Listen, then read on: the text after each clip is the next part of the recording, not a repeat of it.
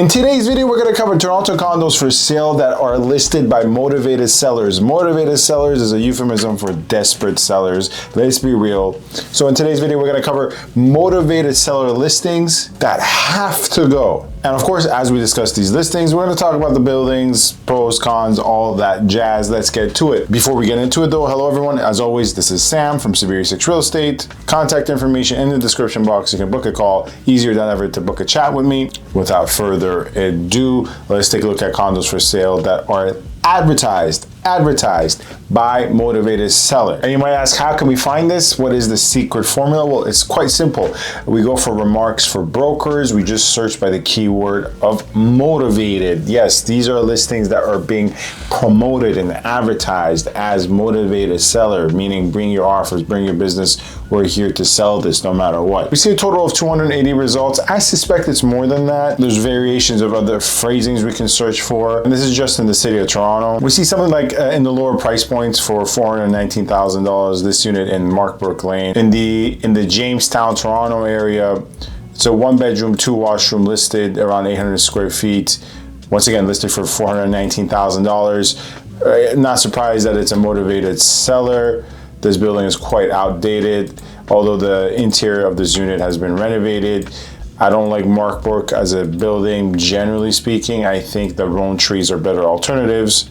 But units in older buildings that even have AC wall units are going to have a hard time going in a down market. And you know, as we go through this list of motivated sellers, another thing that pops into my purview here and want to put emphasis on is this sale in 21 Perandalo, unit 1212. It's a below the ground townhome unit, condo unit in Liberty Village. And by the way, if you want to know best and worst Toronto condo buildings, in my professional opinion, in Liberty Village, all you got to do is check out my most recent video. The thumbnail is on the screen. It's on my channel, best and worst Toronto condo buildings in Liberty Village, insofar as my opinion is concerned, of course. But back to the video. We have this below the ground condo townhouse unit. And once again, it doesn't show fantastically well. I've seen these below the ground townhouse units. They can quite often be dark. As you see, carpeted, it's not much in terms of a view. No professional photography. You know, if you're selling a unit in today's market, you gotta have professional photography. That's like bare minimum. But this one is passable as a property. There are certain people that would be open to a below the ground townhome unit due to the location of Liberty Village, low price point, very low carrying cost of $200 in terms of maintenance. As we go through this list, we have, you know, of course, units from all over the place. It is a historically down market, a lot of motivated sales. Everything from, you know, Etobicoke, the West Mall, 551, the West Mall in Etobicoke, to, you know, Bay Street Corridor, 15 Grenville, not a good building, in my opinion, right? Just in my opinion. You have units in Bayview Village, 621 Sheppard Avenue. This unit listed at $499,000. Once again, 594 square feet, 1+1, 1 washroom. Advertised as a motivated sale. This is most likely facing some sort of construction, knowing this building. And I'll give you my opinion on the building. Oh, it's not facing construction, it's facing this, which is, you know, not ideal either.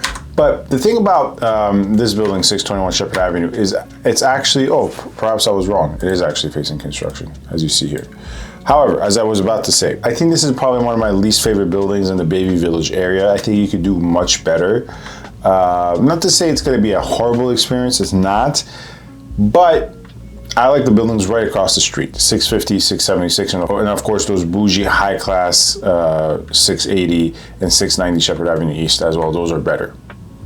And yeah, but you see the view here, it's going to be kind of a difficult sell. 20 Edward, we've discussed before. This unit, 1419, listed for $539,000. It's not really Bay Street, it's like Yonge and Dundas area. It could be considered Bay Street Corridor, I guess. A very student-heavy building, motivated sale in there. This unit in 28 Whitmer, unit 3521, listed for $550,000. This one is a motivated seller for a different reason. It's a brand new building, just recently closed. A lot of people bought units in this building at ridiculous price per square foot. You know, this unit is probably on sale for around $1,000 per square foot. This fishbowl type bedroom is going to be very difficult to sell. I mean, this is worse than the typical, right? Because at least sometimes there's sliding doors. The only sliding door probably here is on this side facing the front door. So this is going to be a difficult sell. No surprise here. This was one of the buildings where people really overpaid for it. Another motivated seller listing here. We have this unit in 32 Forest Manor 317, listed at $598,000, a 1+1 with 2 washrooms. Yet another motivated seller listing. I'm not the biggest fan of 32 Forest Manor either. All the location in terms of the Sheppard and Don Mills area right across Fairview Mall can be convenient for some. It's more of a tenant-friendly building as opposed to a buyer-friendly building. I would recommend against it for buyers most times. One building I actually like is 20 Tubman, unit 2307. It's not the best building in Regent Park, but it's one of the better ones. You have this 1+1 unit listed at $590,000, yet another listing that is advertising as a motivated seller listing. This also caught my attention. This unit in 218 Queens Quay, unit 1206, listed for $625,000. I like 218 Queens Quay. We're part of the Water Club Condos. I like the Water Club Condos. All the maintenance is a little bit on the higher side, and the layouts can be a little bit odd due to the curvature of the building, more so on the 8 York side. But let's take a look at this listing. Has unobstructed lake views as we see. Really good effort into the listing here. 12-foot ceilings, gorgeous south views as they say, separate shower and soaker tub. That's pretty good. And yeah, we have this corridor which has its pros and cons. Pretty decent, I would say. Really on par for the building. Thus far, it seems pretty good. I actually like the blue accent colors here. Blue is my favorite color, as you guys know. Floor to ceiling windows, bright. Of course, there's some photography magic happening. This bedroom is going to appear much smaller in person than it is here. But you have some clean, clear water views. I actually quite like this. I think this is a very small, good, cozy unit. And it's clearly a motivated seller listing. Probably a lot of room to negotiate on this. Continuing down the list of motivated seller listings, we have over 200 to go through. As you guys can see, 280. Yet another Toronto condo for sale that is by a motivated seller. This one, 763 Bay Street, unit 2301. One of my favorite buildings on Bay Street, listed at 550 square feet, $649,000, a 1-bedroom, 1-washroom. And I actually saw this unit in person. I showed it to a buyer of mine. And in my opinion, although it's a pretty decent unit, and it's quite bright, the price does not reflect their actual true motivation. There is better deals to be had in this building on the price per square foot for better units. And there's so much more we can talk about. For example, of course, this one, 12 York unit, 2410. We already know the story with 12 York, right? The ICE condos, listed for $679,000, a 2+1 with 2 washrooms and 1 parking. Not a motivated seller. Another interesting unit to discuss, a 15 Ellerslie unit 2301, listed for $699,000. Yet another Toronto condo for sale by a motivated seller. Why I want to discuss this, the LE Condos is one of the latest buildings to come to the North York area alongside Yonge Street, Yonge Sheppard, and Yonge North York Center area.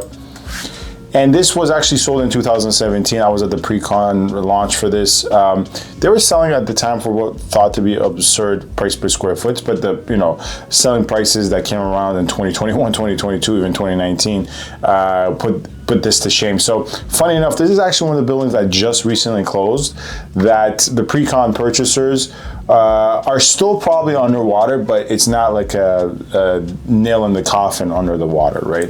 They still have a little bit of breathing room, but still they probably purchased at a higher price per square foot than is justified right now, according to resale. And it's a decent building. Elevator wait times thus far though in the LE condos have been nightmare-esque. I mean, not nightmare-esque, an actual nightmare. They've been quite awful, the elevator wait times.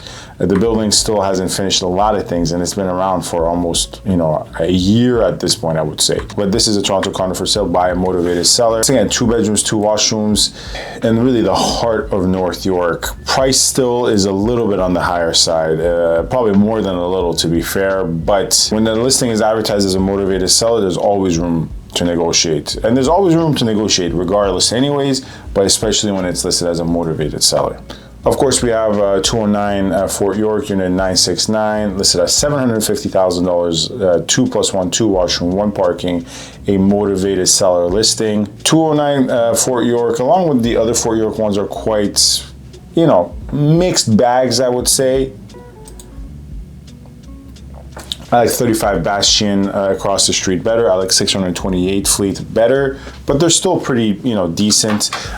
In some cases, it has to be a perfect fit, I think, for the client. A lot of Airbnbs operate through this building, but this unit, run-of-the-mill, really peculiar kitchen layout for this building. Usually most units in this building don't have the side kitchen. They have that peninsula kitchen.